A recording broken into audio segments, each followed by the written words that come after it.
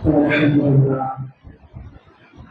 نعبده ونستعينه ونستغفره ونعوذ بالله من شرور انفسنا ومن سيئات اعمالنا من يهده الله فلا مضل له ومن يضلل فلا هادي له اشهد ان لا اله الا الله واشهد ان محمدا عبده ورسوله وما بعد فإذ قال إبراهيم ربي اجعل هذا البلد آمنا وجنبني وبني أن نعبد الأصنام ربي إنهن أضلن كثيرا من الناس فمن تبعني فإنه مني ومن عصاني فإنك غفور رحيم يا أيها الذين آمنوا لم تقولون ما لا تفعلون كبر مقتا عند الله أن تقولوا ما لا تفعلون رب اشرح لي صدري ويسر لي امري واحلل عقدة من لساني يفقهوا قولي அனைவரும் அல்லாஹ்வின் சலாம் நம் உயிரினும் மேலாக நேசிக்கக்கூடிய நபிகள் நாயகம் ஸல்லல்லாஹு அலைஹி வஸல்லம் அவர்களின் சொல் செயல் அங்கீகாரத்தை தன்னால் இயன்றளவு பின்பற்றி வாழ்ந்து வருகிற சத்திய சகாபாக்கள் பெண்மணிகள் மீதும் தாபீன்கள் தாபீன்கள் குறிப்பாக இந்த உலகத்தில் வாழக்கூடிய அனைத்து முஸ்லிமான மக்கள் மீதும் என்றென்றும் நின்று நிலவட்டுமா என்று பிரார்த்தித்தவனாய் நுழைந்தவருடைய அவன் செய்கிறேன். அல்லாஹ் மீது கடமையாகிய நிஜமா கொள்கை நிறைவேற்றுவதற்காக நாம் அல்லாஹ் மீது ஒன்று தொடங்கி இருக்கிறோம். கண்ணியத்திற்குரிய எல்லாம் அல்லாஹ்வின் அடியார்களே சகோதரர்களே, அல்லாஹ் ரப்பல் ஆலமீன் இந்த உலகத்தில் மனித சமுதாயத்தை படைத்து ஒவ்வொரு சமுதாயத்திற்கும் ஒவ்வொரு இறை தூதர்களை அனுப்பி அந்த சமுதாய மக்களுக்கு மத்தியில் இந்த சத்திய மார்க்கத்தை பிரச்சாரம் செய்து வழிகேட்டில் நடக்கக்கூடிய விலங்கில் இருந்த ஏராளமான கோடிக்கணக்கான மக்களை அதை விட்டு மீட்டெடுத்தார்கள். ஒவ்வொரு சமுதாயத்திற்கு அனுப்பப்பட்ட ஒவ்வொரு இறை தூதர்களும் நம் இறை தூதர் நபிகள் நாயகம் ஸல்லல்லாஹு அலைஹி வஸல்லம் அவர்கள் இறை தூதராக அனுப்பப்பட்டதிலிருந்து மரணிக்கிற வரைக்கும் ஏராளமான எதிர்ப்புகளை சந்தித்து இந்த மார்க்கத்தை மக்களுக்கு மத்தியில் போதித்து சத்திய மார்க்கத்தின் பக்கம் அவர்களை வார்த்தெடுத்து அவர்கள் நரகத்திற்கு சென்று விடக்கூடாது, மறுமையில் வெற்றி பெற வேண்டும், அதற்காக நாம் எந்த அளவுக்கு முயற்சி செய்கிறோமோ இல்லையோ, ஆனால் நமக்கு அனுப்பப்பட்ட முஹம்மது நபி ஸல்லல்லாஹு அலைஹி வஸல்லம் அவர்கள் நாம் மறுமையில் நஷ்டத்தை அனுபவித்து விடக்கூடாது, நரகக்கூடிய வேதனையை அனுபவித்து விடக்கூடாது என்பதற்காக முஹம்மது நபி ஸல்லல்லாஹு அலைஹி வஸல்லம் அவர்கள் அழகான முறையில் மறுமையை குறித்து நமது மத்தியில் உபதேசம், அறிவுறுத்தி எச்சரிக்கை செய்திருக்கிறார்கள். அந்த மறுமையில் நாம் நிம்மதியாக இருக்க வேண்டும் என்றால், அந்த மறுமையில் இறைவனுடைய தண்டனை நாம் அனுபவிக்க கூடாது என்றால், உலகத்தில் வாழக்கூடிய நாம் எப்படி வாழ வேண்டும், எதை நடைமுறைப்படுத்த வேண்டும், எதை விட்டு விலகிக் கொள்ள வேண்டும், எந்த விஷயத்தை நம் உள்ளத்தில் அதிகப்படுத்த வேண்டும் என்ற ஒரு அழகிய முன்மாதிரியாக அல்லாஹ்வின் தூதர் ஸல்லல்லாஹு அலைஹி வஸல்லம் அவர்கள் நமக்கு மத்தியில் அறிவுறுத்தி எச்சரிக்கை செய்திருக்கிறார்கள். ஏனென்றால் யாரும் யாருக்கும் பரிந்துரை செய்ய முடியாத நாள் நாளை மறுமை நாளில் அல்லாஹ் ரப்பல் ஆலமீன் நமக்காக ஏற்படுத்தி வைத்திருக்கிறார். நமக்காக பரிந்து பேசுவதற்காக யாரும் வரமாட்டார்கள். நாம் செய்த நன்மையும் நாம் செய்த தீமையும் மட்டும்தான் இறைவனிடத்தில் எடுத்து காட்டப்படும். அல்லாஹ்வின் தூதர் மறுமையை குறித்து எந்த அளவுக்கு எச்சரிக்கை செய்கிறார்கள் என்றால், அடிகளார் சொன்னாங்க, காலங்கள் சுருங்கும் வரை மறுமை நாள் ஏற்படாது. மறுமை நாளை பற்றி நபிகளார் சொல்வதற்கு முன்பாக அந்த மறுமை நாள் எப்போது வரும் தெரியுமா? காலங்கள் சுருங்கும். எந்த காலகட்டத்தில் காலங்கள் சுருங்குகிறதோ அப்போது நீங்கள் மறுமை நாளை எதிர்பாருங்கள். நபிகளார் விட்ட எச்சரிக்கை. இது போன்று ஏராளமான அடையாளத்தை அல்லாஹ்வின் தூதர் சொல்லியிருக்கிறார். எந்த காலகட்டத்தில் விபச்சாரம் பெருகி இருக்கிறதோ, எந்த காலகட்டத்தில் மோசடி பெருகி இருக்கிறதோ, எந்த காலகட்டத்தில் மதுக்கள் பெருகி இருக்கிறதோ அப்போது நீங்கள் மறுமை நாளை எதிர்பாருங்கள். ஒரு காலம் வரும், அந்த காலகட்டத்தில் குடிசை வீடுகள் எல்லாம் அழிந்து அந்த வீடுகள் மாளிகை போன்று கோபுரமாக மாற்றப்படும். அப்போது மறுமையினாலே எதிர்பாருங்கள்.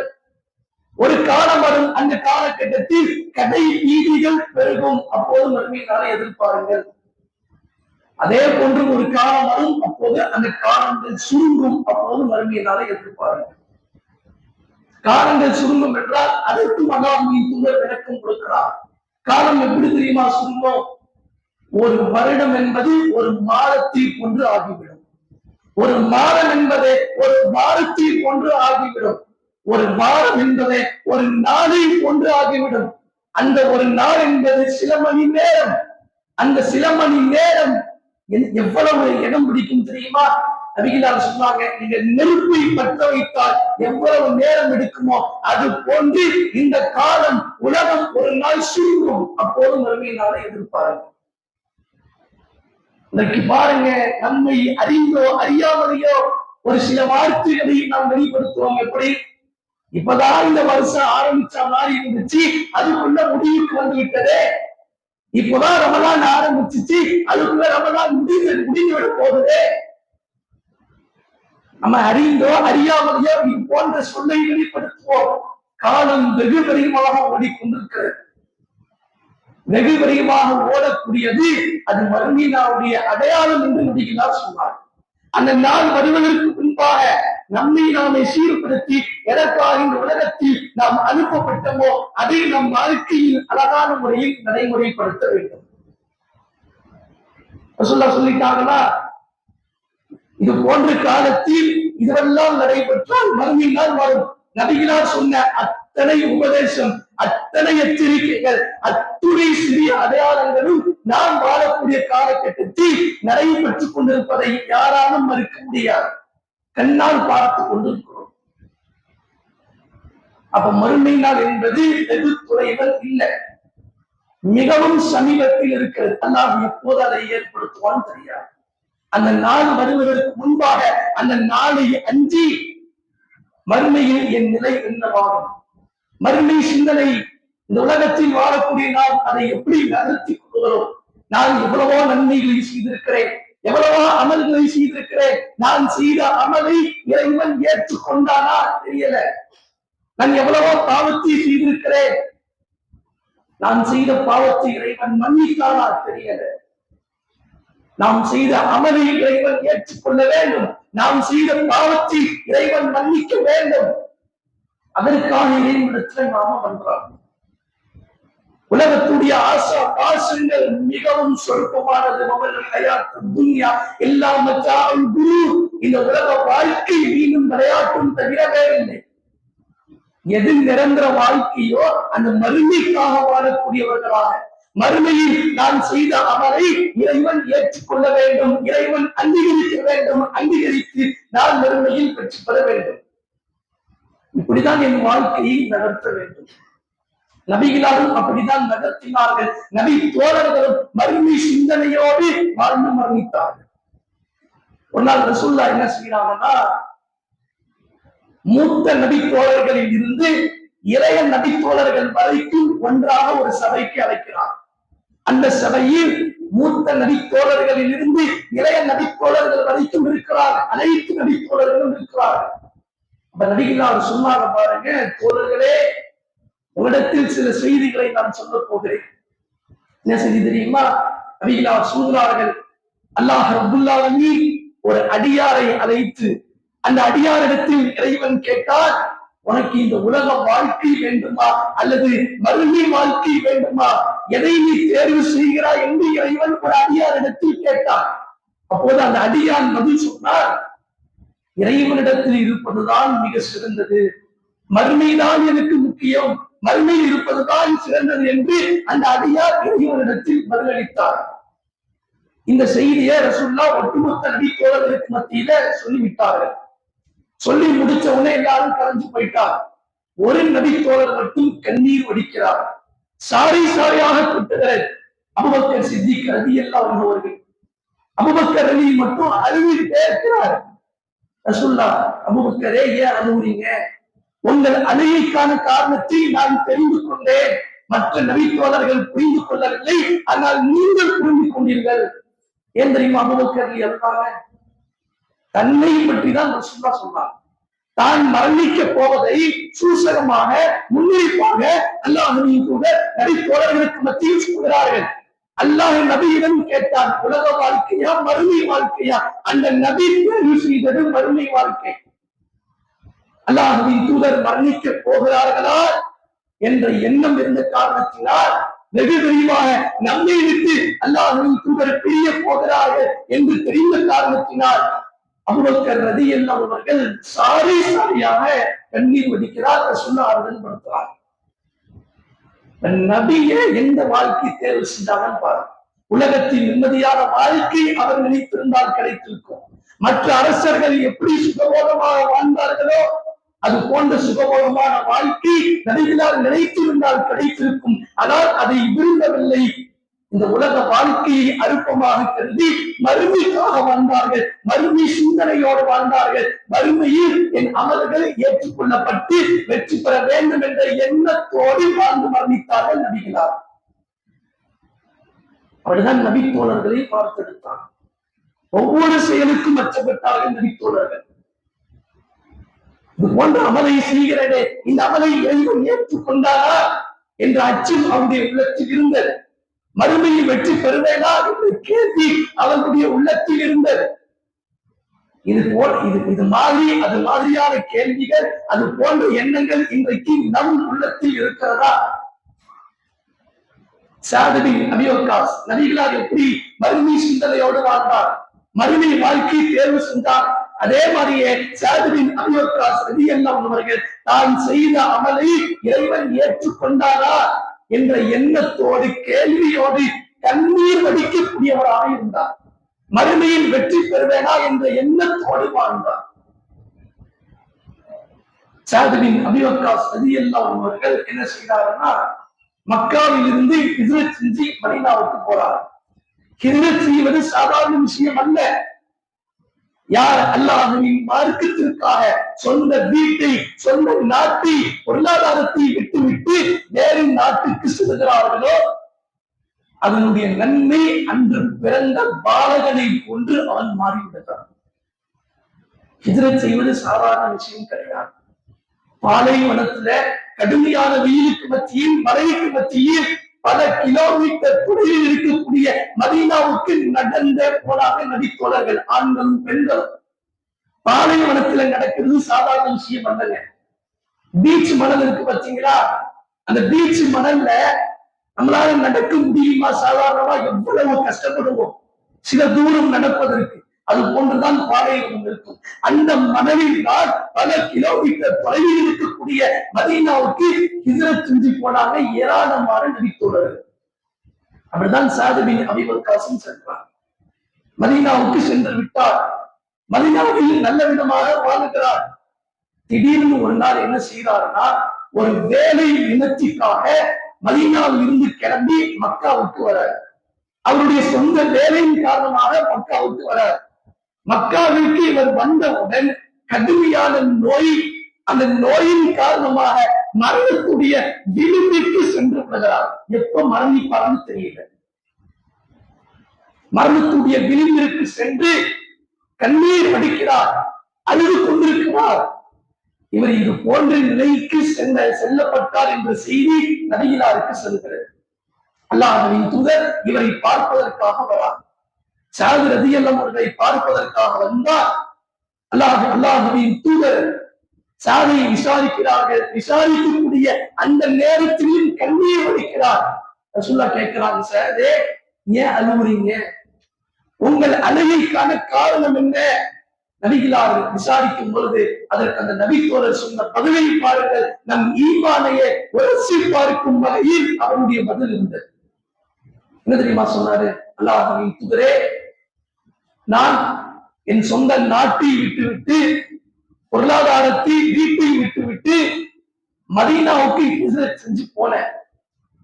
மதீனாவிலேயே நான் மரணித்திருந்தால் நான் செய்த ஹிஜ்ரத்துக்கான கூலியை அல்லாஹ் முழுவதுமாக கொடுத்திருப்பார். ஆனால் நான் மதீனாவில் மரணிக்க போகலையே. நான் ஒரு வேலை இழுத்திக்கான மக்களுக்கு வந்த சொந்த நாட்டை விட்டு வேறொரு நாட்டுக்கு போனாதான ஹிஜ்ரத்து. அந்த இடத்தில் மரணித்தாதான அந்த ஹிஜ்ரத்தை இறைவன் ஏற்றுக்கொள்வார். ஆனால் நான் மதீனாவில் மரணிக்காமல் மக்காவிற்கு ஒரு வேலைக்காக வந்த பொழுது கடுமையான நோய் ஏற்பட்டது. அந்த நோயின் காரணமாக படுத்த படுக்கையாக இருக்கிறேன், நடக்க கூட முடியல. இந்த இடத்தில் நான் மரணித்து விட்டால் என் ஹிஜ்ரத்தை அல்லாஹ் ஏற்றுக் கொள்வானா என்று எனக்கு தெரியவில்லையே, மறுமையில் வெற்றி பெறுவதா என்று எனக்கு தெரியவில்லையே, அதற்காகத்தான் நான் கண்ணீர் வடிக்கிறேன் என்று அபீ வக்காஸ் ரலியல்லாஹு அவர்கள் அறிகிறார். இடத்துல அவருடைய கண்ணீருக்கான காரணத்தை சொல்றார். கொஞ்சம் சிந்திச்சு பாருங்க. வேற ஒரு நாட்டில் மதீனாவுக்கு தான் ஹிஜ்ரத் செஞ்சு போனார். அங்க மரணித்து இருந்தால் எனக்கு ஹிஜ்ரத்துக்கான கூலி கிடைச்சி மறுமையில் வெற்றி பெற்று இருப்பேன். ஆனா அந்த மரணிக்கல. மக்காவுக்கு வந்த இங்க நோய் படுத்த படுக்கையாகிவிட்டேன், எழக்கூட முடியவில்லை. இந்த ஊரில் நான் மரணித்து விட்டால் என் ஹிஜ்ரத்தை அல்லாஹ் ஏற்றுக் கொள்ளாவிட்டால் என் மறுமை வாழ்க்கை என்னவாகும் என்று நபிகளிடத்தில் கேட்கிறார்கள் என்றால், இது போன்று நமக்கு என்ன வந்திருக்கா? எவ்வளவோ அமல்களை செய்திருக்கிறேன். ஐவரை தொழுகை, நோன்பு, தர்மம், சக்காத்து, ஹஜ்ஜி, உம்ரா,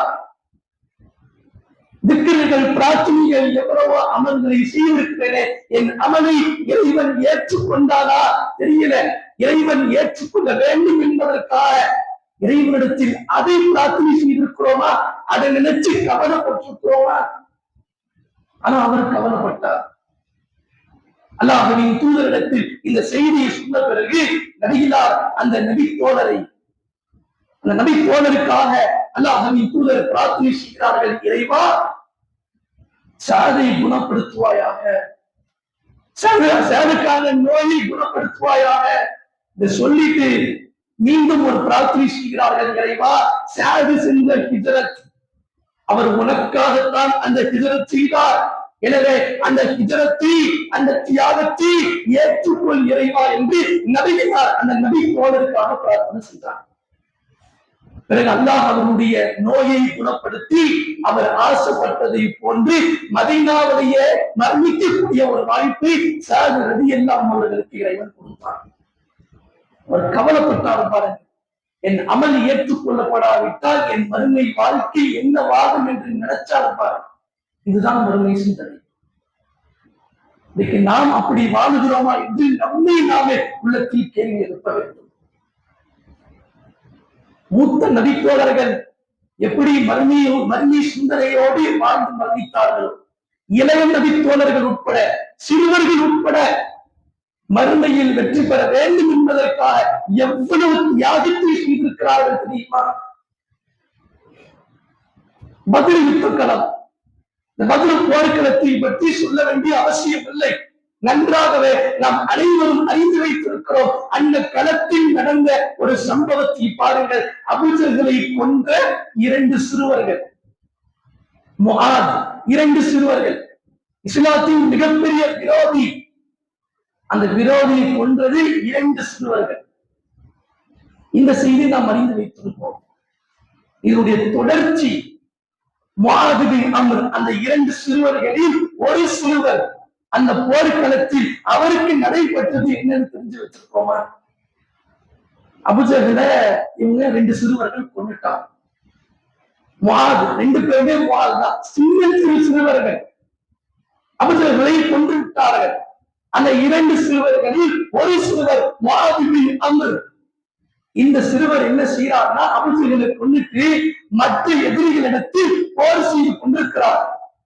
இப்போது பதில் களத்தில் நடக்கக்கூடிய நிகழ்வை பாருங்கள். அபூஜஹலுடைய மகன் இக்ரிமா தந்தை எந்த அளவுக்கு இஸ்லாமியர்களை வேதனை செய்தாரோ, துன்புறுத்தினாரோ, அதற்கு சிறைச்சவர் இல்லை என்பது போல் இக்ரிமாவும் அன்றைய காலகட்டத்தில் இஸ்லாமியர்களை கடுமையான முறையில் வேதனை செய்தார். பின்னால் அபூஜஹலுடைய மகன் இஸ்லாத்தை ஏற்றுக்கொண்டார்.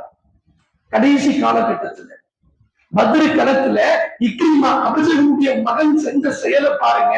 என் தந்தையை சின்னஞ்சிறு சிறுவன் கொன்று விட்டார். அந்த சிறுவனை நான் சும்மா விட போவது கிடையாது. அந்த சிறுவனை நான் துன்புறுத்த போகிறேன், வேதனை செய்ய போகிறேன். என்று சொல்லி அந்த முஆதை எப்படி வேதனை செஞ்சார் தெரியுமா? அந்த களத்திலேயே அந்த சிறுவர் போர் செய்து கொண்டிருக்கிறார். பின்னாலே இக்ரிமா வரார். இக்ரிமா பின்னாலேயே வந்து முஆத் அலி ஒரு கையால் வாளை வீசிக்கொண்டு எதிரிகளை கடுமையான முறையில் தாக்கிக் கொண்டிருக்கிறார். அந்த நேரத்தில் பின்னால் இருந்து வந்த அந்த இக்ரிமா அவர்களுடைய மகன் ஒரு மிகப்பெரிய வாளை எடுத்து அந்த சிறுவர் முஆத் ரலியல்லாஹுவுடைய கையை ஓங்கி வெட்டுகிறார். ஓங்கி வெட்டினா கையை விழுந்திருக்கும் கூட. ஆனா முஆத் ரலியல்லாஹு அந்த சிறுவருடைய கை வெட்டப்பட்டவுடன் கை கீழே விழுல, அப்படியே தொங்கிக்கிட்டு நிற்கிறது.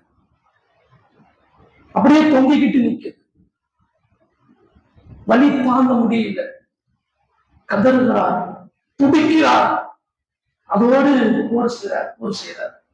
ஒரு கட்டத்தில் தொங்கி விழக்கூடிய அந்த கை வலியுடைய உச்சத்தை அடைகிறார். வலியுடைய உச்சத்தை அடைந்து அவரால முடியல. என்ன செய்யறாருன்னா, தன் கால் பகுதி இருக்கு பார்த்தீங்களா, தன் காலால் அந்த தொங்கிக் கொண்டிருக்கக்கூடிய அந்த கையை அப்படியே அந்த காலால் அப்படியே கையை பிடிச்சு அந்த களத்துல கையை தூக்கி எறிகிறார். கையை வெட்டிட்டா கூட ஓரளவுல வலி கொஞ்சம் அதிகமா இருக்கும். ஆனா அப்படியே கையை தொங்கிக்கிட்டு இருந்தா வலி எப்படி இருக்கும்? தொங்கிக் கொண்டிருக்கக்கூடிய அந்த கையை அவருடைய காலை பிடித்து காலால் அப்படியே சுற்றி அந்த கையை அவரை பிடிக்கிறார். நான் நினைச்சு பாருங்க, வலியுடைய உச்சத்திற்கு சென்று துடிக்கிறார் அந்த சிறுவர். மூத்த நடிப்பவர் கிடையாது, சிறுவருங்க. கையை தூக்கி எறிந்து அந்த களத்தை விட்டு திரும்பி போடாமல் ஒத்த கையோடு மீண்டும் அந்த களத்தில் ஏராளமான எதிரிகளை சந்தித்து அந்த போர்க்களத்துடைய வெற்றிக்கான ஒரு வழியாக அந்த நபித்தோழர் முஆத் பின் அம்ர் அந்த சிறுவர் இருந்தார்னா கொஞ்சம் சிந்திச்சு பாருங்க. மறுமையில் வெற்றி பெற வேண்டும் என்ற எண்ணம் அவருடைய உள்ளத்தில் எப்படி இருந்திருந்தால் இது போன்ற காரியத்தை அந்த களத்தில் அவர் செய்திருப்பார். சிறுவர்கள்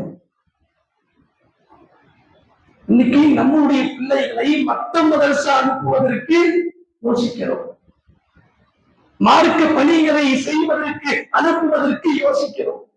ஆனால் அன்றைக்கு போர்க்களத்தில் அந்த சிறுவர்கள் கலந்து கொண்டு இஸ்லாத்திற்காக எப்பேற்பட்ட தியாகத்தை செஞ்சிருக்காங்க.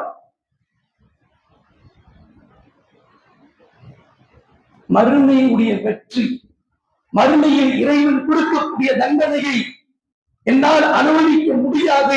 அந்த வெற்றிக்காக உலகத்தில் வாழக்கூடிய அந்த நாளை அவகாசமாக வாய்ப்பாக எடுத்துக்கொண்டு இந்த மார்க்கத்திற்காக இஸ்லாத்திற்காக அனைத்து நபித்தோழர்களும் தன் முடிந்த அளவு தன் உழைப்பை தியாகத்தை செய்தார்கள். மறுமை சிந்தனையோடு வாழ்ந்து மறந்துச்சார். இன்னைக்கு நாம் எப்படி வாழ்கிறோம் என்று நம்மை நாமே உள்ளத்தில் கேள்வி எழுப்பி, என் உள்ளத்தில் இது போன்று எண்ணம் இருக்கிறதா? நான் மரணித்து விட்டேன், நான் மரணித்து விட்டால் அல்லாஹ் மறுமையில் என்னை எழுப்புவார், மீண்டும் உயிரை கொடுப்பார். மீண்டும் உயிரை கொடுத்து இறைவன் விசாரிக்கும் பொழுது இவ்வளவு ஆயுளை கொடுத்தேனே, இந்த ஆயுளை பெற்றுக்கொண்டு நீ இறைவனுக்காக என்ன செய்தாய் அல்லாஹ் கேட்கும் பொழுது அந்த இடத்தில் மௌனமாக இருந்தால் என் நிலை என்னவாகும்? ஒவ்வொரு நொடியும் மறுமை சிந்தனையோடு வாழணும். நான் செய்யக்கூடிய செயல்கள் இறைவன் ஏற்றுக்கொள்ள வேண்டும் என்று அல்லாஹ் பிரார்த்தனை செய்யும். இறை திருப்திக்காக அந்த செயலை செய்யணும். மனிதன் திருப்தி தேவையில்லை, மனிதனை திருப்திப்படுத்தவே முடியாது. இறை திருப்தி மட்டும் போதும். எந்த செயலை செய்தாலும் அதை கடைசி வரைக்கும் தொடர்ச்சியாக இருந்து நான் செய்யக்கூடிய இந்த அமல், இந்த வணக்கம் நாளை மறுமையுடைய வெற்றிக்கான பாதைக்காக இருக்க வேண்டும். மறுமை சிந்தனையோடு இந்த உலகத்தில் வாழக்கூடிய நம் அனைவரும் அதை அதிகப்படுத்தி நம்மால் முடிந்த அளவு அமல்களையும் வணக்கங்களையும் நம் வாழ்க்கையில் நடைமுறைப்படுத்தினால் நாளை மறுமையில் வெற்றி பெற முடியும். அப்பேற்பட்ட ஒரு வெற்றி வாய்ப்பை அல்லாஹ் நம் அனைவருக்கும் ஏற்படுத்துவாரா என்று கூறி எனது முதல் உரைகளை செய்வோம். நேற்றுக்குரிய இல்லாமல் அல்லாஹுவின் அடியார்களே, சகோதர சகோதரிகளே, நபிகள் நாயகம் ஸல்லல்லாஹு அலைஹி வஸல்லம் அவர்கள் உலகத்தில் வாழும் பொழுது மறுமை குறித்து ஏராளமான எச்சரிக்கைகளை விடுத்திருக்கிறார்கள். அந்த எச்சரிக்கை விடுத்த காரணத்தினால், மறுமையை குறித்து அதிகமாக உபதேசம் செய்த காரணத்தினால், அன்றைக்கு வாழ்ந்த ஒவ்வொரு ஆண்களும் சரி பெண்களும் சரி மறுமையுடைய அச்சத்தை உள்ளத்தில் ஆழமாக பதிய வைத்துக் கொண்டு, மறுமை சிந்தனையோடு என் அமலை இறைவன் அங்கீகரிக்க வேண்டும், அமல்களை அதிகப்படுத்த வேண்டும், பாவத்தை விட்டு விலகி இருக்க வேண்டும் என்பதற்காக பல செயல்களை அல்லாஹ்வின் தூதர் மறுமை குறித்து சொல்லப்பட்டவுடன் அந்த காலகட்டத்தில் வாழ்ந்த நபித்தோழர்களும் நபித்தோழி பெண்மணிகளும் அந்த சிந்தனையோடு வாழ்ந்தார்கள். ஒரு நாள் ரசூலுல்லாஹ் என்ன செய்யறாங்கன்னா, மனைவிமார்களுடைய வீட்டுல தங்கியிருக்கிறான். உம்மு சலமா ரலியல்லாஹு அன்ஹா. இந்த மனைவி வீட்டுல ஒரு நாள் தங்கி இருக்கும் பொழுது நடுநிசை நேரம், இரவுடைய நடுநிசை நேரம். எப்படி தூக்கம் இருக்கும்? ரசூலுல்லாஹ் திடீர்னு எழுந்திருக்கிறார். திடீர்னு எழுந்து உம்மு சலமாவிடம் சொல்கிறார்கள், உம்மு சலமாவே, நீங்க உடனே என்ன செய்யுங்கன்னா, அருகில் இருக்கக்கூடிய என் மற்ற மனைவிமார்களை எழுப்புங்க. உம்மு சலமாவுக்கு உடனே புரியல. அல்லாஹ்வின் தூதரை, ஏன் எழுப்ப சொல்றீங்க? இல்ல, நீங்க போய் எழுப்புங்க. உம்மு சலமா மற்ற மனைவிமார்களை எழுப்புவதற்கு தயாராகிறாங்க. இந்த நேரத்தில் உம்மு சலமா கேட்கிறாங்க, அல்லாஹ்வின் தூதரே, எதை சொல்லி நான் எழுப்புறேன்? ஏன் இந்த நேரத்தில் எழுப்புகிறீர்கள் என்று மற்ற தோழிகள் கேட்டால், உங்களுடைய மற்ற மனைவிமார்கள் கேட்டால் நான் என்ன சொல்வது என்று உம்மு சலமா கேட்கும் பொழுது அவர் நபிகளார் சொன்னாங்க, என் மற்ற மனைவிமார்களை எழுப்புங்க. எதை சொல்லி எழுப்புங்கன்னா, மறுமையை குறித்து எச்சரிக்கை செய்து அவர்களை எழுப்புங்கள். மறுமைக்கு பயந்து கொள்ளுங்கள். மறுமையில் அல்லாஹ்வுடைய தண்டனை என்பது, வேதனை என்பது சாதாரண விஷயம் அல்ல. அந்த மறுமையுடைய சிந்தனை, அல்லாஹ்வுடைய தண்டனைக்கு பயந்து இந்த நடுநிசை நேரத்தில் என் மற்ற மனைவிமார்களை எழுப்பி தொலை சொல்லுங்கள் என்று தன் மனைவி உம்மு சலமாவிடம் இது போன்ற கட்டளையே இருக்கிறார். தஹஜ்ஜுத் தொலை சொல்லுங்க. ஏன் எழுப்புறீங்கன்னு கேட்டா, மறுமை சிந்தனையை ஊட்டுங்க. அல்லாஹ் மறுமையில் அல்லாஹ் கொடுக்கக்கூடிய தண்டனை என்பது சாதாரண தண்டனை அல்ல. அந்த தண்டனைக்கு அஞ்சி இந்த நேரத்தில் எழும்பி இறைவனிடத்தில் பாவ மன்னிப்பு தேடுங்கள், இறைவனுக்கு நன்றி செலுத்துங்கள், இறைவனை தொழுங்கள்.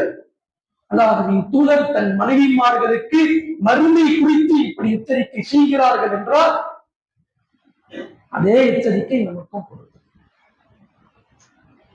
இதை உள்ளத்தில் ஆழமாக பதிவு வைத்துக் கொள்வோம். மறுமையில் அல்லாஹ் கொடுக்கக்கூடிய தண்டனை என்பது சாதாரண விஷயம் அல்ல. நரகத்தில் ஒரு நாள் அல்ல, ஒரு நிமிடம் அல்ல, ஒரு நொடி கூட அந்த வேதனையை நம்மால் தாங்க முடியாது. இது போன்று கடுமையான முறையில் இறைவன் நரகத்தில் தயார்படுத்தி வைத்திருக்கிறார். அல்லாஹ் ரப்புல் ஆலமீன் நமக்கு நேர்வழி இஸ்லாம் என்று சொல்லக்கூடிய ஒரு அழகிய பொக்கிஷத்தை நமக்கு வழங்கியிருக்கிறார். இந்த மார்க்கம் கிடைக்காத எத்தனை நபர்கள் இருக்கிறார்கள், அவர்களை நினைச்சு பாருங்க. ஏராளமான சிறுக்கான காரியங்களை செய்கிறார்கள், அவர்கள் மரணித்தால் அவர்களுக்கு நிரந்தர நரகம். மாற்றும் மத சகோதரர்கள், ஆனால் அல்லாஹ் நமக்கு எவ்வளவு அருட்கொடையை புரிஞ்சிருக்கான் பாருங்க. இஸ்லாம் இதுதான் மிகப்பெரிய அருட்கொடை. என் வாழ்க்கையில் கிடைத்த அனைத்து அருட்கொடை விட எது மிகப்பெரிய பொக்கிஷமான அருட்கொடை என்றால் இந்த இஸ்லாமிய மார்க்கம் தான்.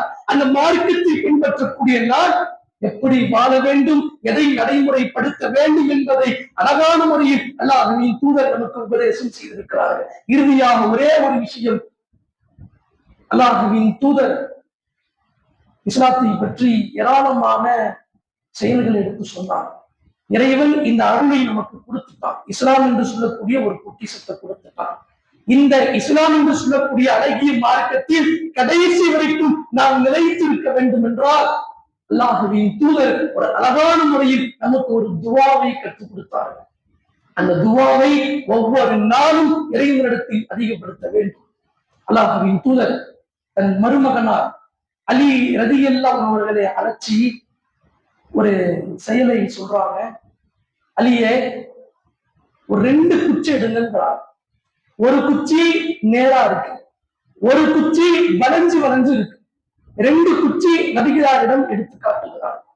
அல்லாஹ்வின் தூதர் அலியிடத்தில் உபதேசம் செய்யறாங்க, அலியே 2 குச்சி எடுத்திருக்க, ஒரு குச்சி நேரா இருக்கு, ஒரு குச்சி வளைஞ்சு வளைஞ்சு இருக்கு. இந்த வளைஞ்ச குச்சி போன்று உன் மார்க்கம் ஆகிவிட வேண்டாம். வளர்ந்த குச்சி போல உன் மார்க்கம் இருக்க வேண்டாம். அல்லாஹ் நமக்கு நேர்வழியை கொடுத்துட்டான். அந்த நேர்வழியை நிறைத்திருக்க வேண்டும் என்றால் இந்த நேரா இருக்கு பற்றியா, அந்த குச்சியை போன்று என் மார்க்கம் இருக்க வேண்டும், இஸ்லாம் இருக்க வேண்டும். இதை சொல்லிட்டு அல்லாஹ்வின் தூதர் ஒரு அழகிய பிரார்த்தனையை கற்றுக் கொடுக்கிறார்கள். இந்த பிரார்த்தனையை உன் வாழ்க்கையில் அதிகப்படுத்து. அதிகமாக இந்த பிரார்த்தனை செய்.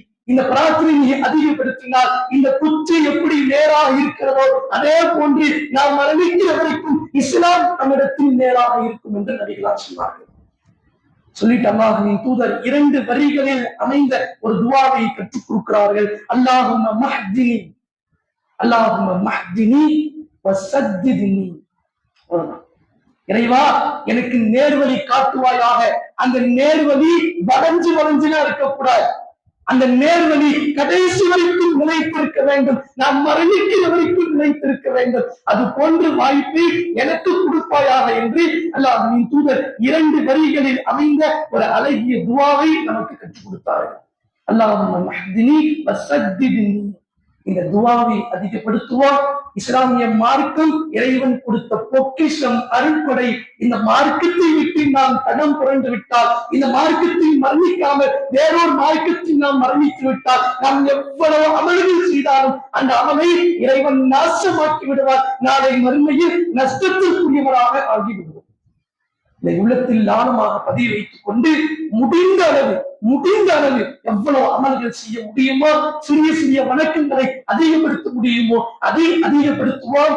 இந்த துஆ நபிகளார் கற்றுக் கொடுத்த 2 வரிகளில் அமைந்த இந்த துஆவை ஒவ்வொரு நாளும் அதிகப்படுத்துவோம். இறைவா, இஸ்லாமிய மார்க்கத்தை எனக்கு கொடுத்து விட்டால் இதை பாதியிலேயே பிடித்து விடாத. இந்த மார்க்கத்தில் கடைசி வரைக்கும் என்னை நேர்வழியில் நிலைத்திருக்க செய்வாயா என்று அனைத்து முஸ்லிமான ஆண்களும் பெண்களும் ஒவ்வொரு நாளும் இதை இறைவனிடத்தில் கையேந்தி மன்றாடுவோம். இதன் மூலமாக நாளை மறுமையில் வெற்றி பெறக்கூடிய வாய்ப்பை அல்லாஹ் நம் அனைவருக்கும் ஏற்படுத்துவாராக என்று பிரார்த்தனை செய்து என்னுடைய நிறைவு செய்கிறேன். வாஹிரு தவானா அனில் ஹம்துலில்லாஹி ரப்பில் ஆலமீன்.